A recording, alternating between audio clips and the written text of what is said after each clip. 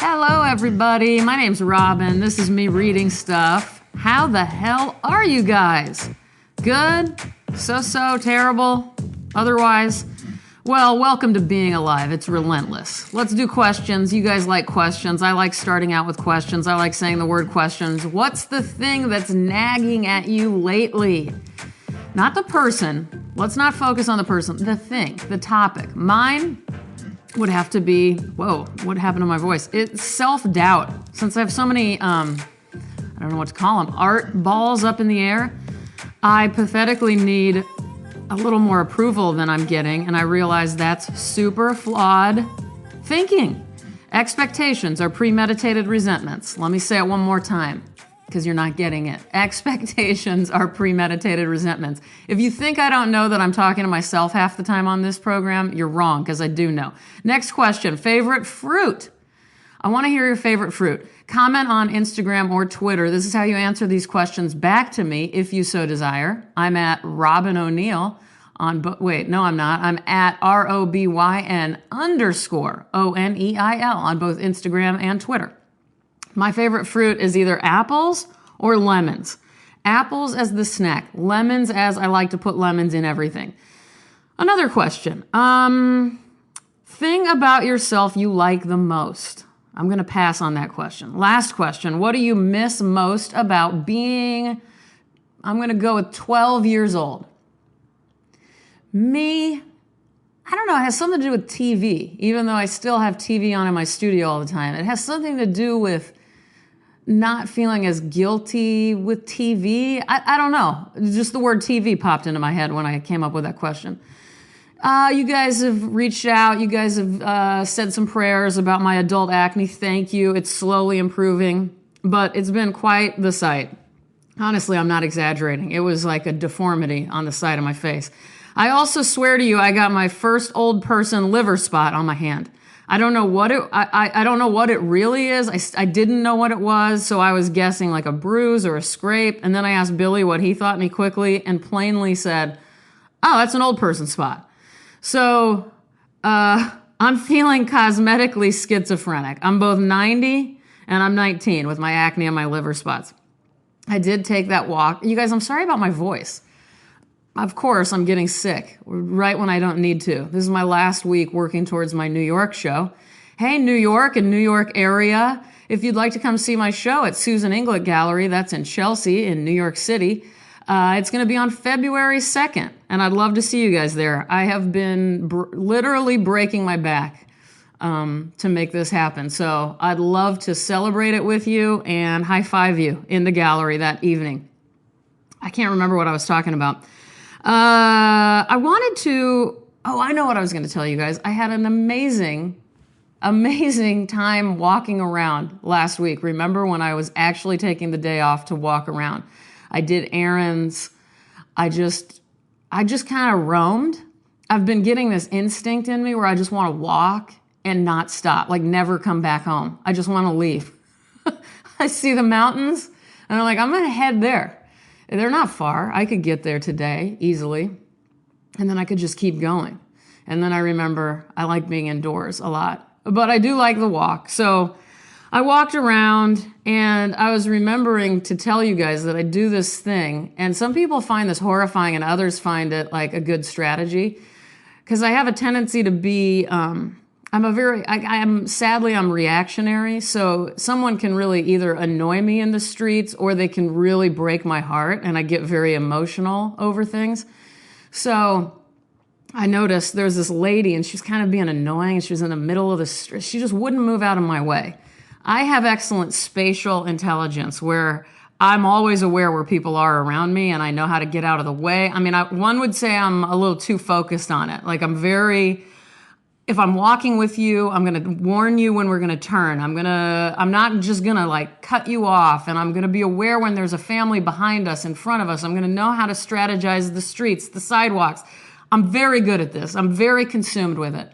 And I'm very annoyed when other people don't have that ability in the grocery store or wherever. Excuse me for the coughing. So anyway, this lady was out. She was the opposite of me. She didn't give a shit about where she was in relation to me or anybody else on this like tiny sidewalk. And I noticed like my temper flaring. And so I quickly thought to myself, this was my way to not be annoyed with her. I was like, she's Ann Carson. I just pretended like she was somebody I loved. All right, so she's Ann Carson. She's a genius. She makes amazing books that have saved your life on several occasions. So let's give her this pass. It's okay that she doesn't understand how to get out of the way. And that helped me. But I also did it in a weird way. I used to go to Luby's a lot. Luby's is this cafeteria in Texas. I don't know where else they are, but I love Luby's. Excellent food. And there's always old people there because it's a cafeteria with a lot of like steamed vegetables and macaroni and cheese and Jell-O. And you see a lot of very old people who are alone. And I always like make up these stories in my head accidentally about how their wife just died and they're so depressed because they do look, I imagined they looked sad. I don't know if they were actually sad. I think I was projecting. But anyway, my only way to knock myself out of that depression while looking at them was to, this is terrible, I would pretend they were like a child molester or something so that I wouldn't have to feel sorry for them anymore. Isn't that terrible? Or is that good? I don't know. I can't believe I just admitted that. Jeez. Let's move on. I'm going to be reading from The Winged Energy of Delight, selected translations by Robert Bly. You guys know I read from this book a lot. It's a perennial book. 2004. And I'm going to be reading Mirabai, one of the only females in this book. And she was an Indian mystic poet. I don't know if you call her a mystic. They said mystic, but she was just obsessed with Krishna and would talk about him as if he were her boyfriend. And she had a lot of problems. Her family tried to kill her several times because of her obsession with him. And she wrote these basically amazing impassioned love poems to him. Let's start with this one, His Hair. You play the flute well. I love your swing curls and your earlocks. Jusumati, your mother, wasn't she the one who washed and combed your beautiful hair? If you come anywhere near my house, I will close my sandalwood doors and lock you in. Mira's lord is half lion and half man. She turns her life over to the midnight of his hair. She always ends her poems with a line, sorry, I knocked my microphone, with a line where she says Mira or Mirabai says, Mirabai feels. And I love that as a strategy for a poem. Let's do another one where she says that. It's such a weird thing because she's the one speaking throughout the entire poem. So to just say Mirabai says on the last line is kind of an act of insanity, which is why I like it. I challenge you guys to write a poem and then on the last line say, Erica says, or Robin says, whatever your name is. All right, this is all I was doing was breathing. I feel like I've read this on here before. Something has reached out and taken in the beams of my eyes. There is a longing. It is for his body, for every hair of that dark body. All I was doing was being, and the dancing energy came by my house. His face looks curiously like the moon. I saw it from the side, smiling. My family says, don't ever see him again, and imply things in a low voice. But my eyes have their own life. They laugh at rules and know whose they are. I believe I can bear on my shoulders whatever you want to say of me. Mira says, without the energy that lifts mountains, how am I to live? Well, I will put a link in the description of the podcast where you can find this book. I got to end this one. Holidays are approaching, you guys. So, sorry, I'm stretching. Remember, everyone is doing their best. How many times do I have to remind you guys of this? Remember also, exiting is also a good strategy. Go to the other room. Stand in the side yard. Have a cigarette for the first time in 15 years. Fuck it. Take a drive.